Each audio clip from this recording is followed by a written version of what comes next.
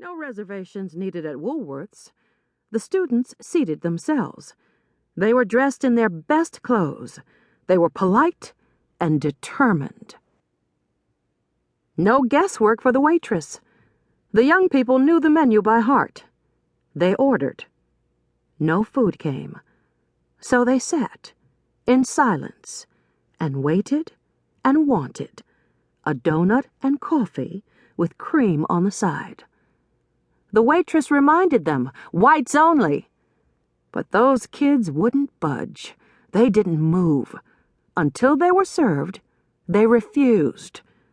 All they wanted was some food, a donut and coffee with cream on the side.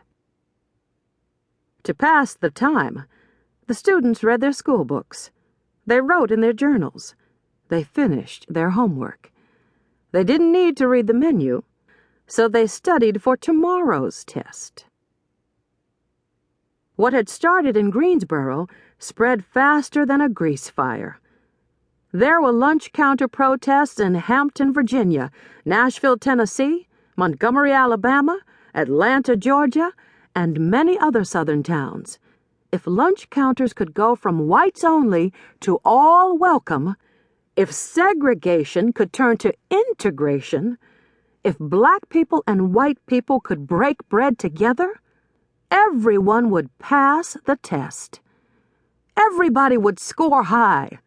A+ with that coffee and cream on the side. But many folks were not motivated to make that grade. As the sit-ins grew, angry people gave the students a big dose of hatred, served up hot and heaping. Coffee poured down their backs.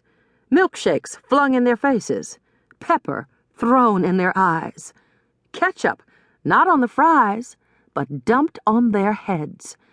They yelled at the students, "We don't serve your kind. Go home. Goodbye."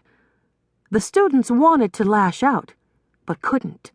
They wanted to strike back, but didn't.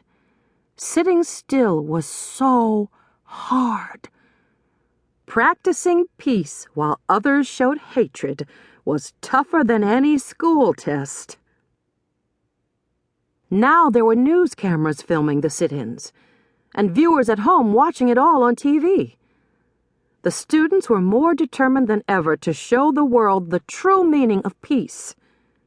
So they sat, in silence, with hearts full of hope, with Dr. King's dream true and close. These were the words that kept them going. We must meet violence with non-violence.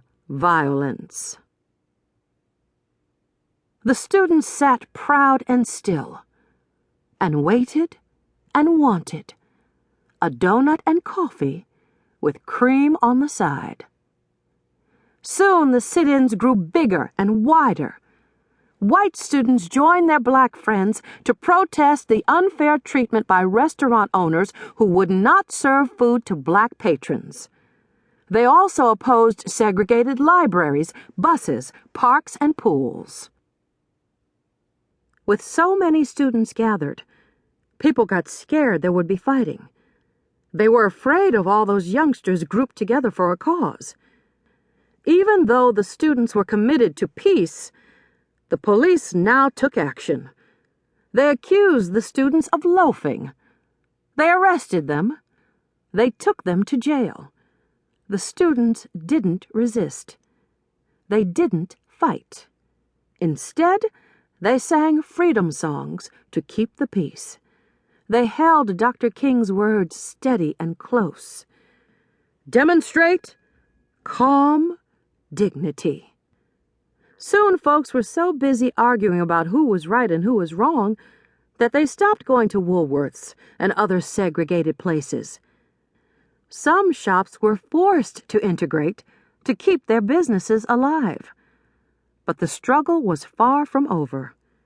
In April, an activist named Ella Baker organized a student leadership conference at Shaw University in North Carolina to help the young demonstrators. With Ella, the students formed the Student Nonviolent Coordinating Committee, SNCC.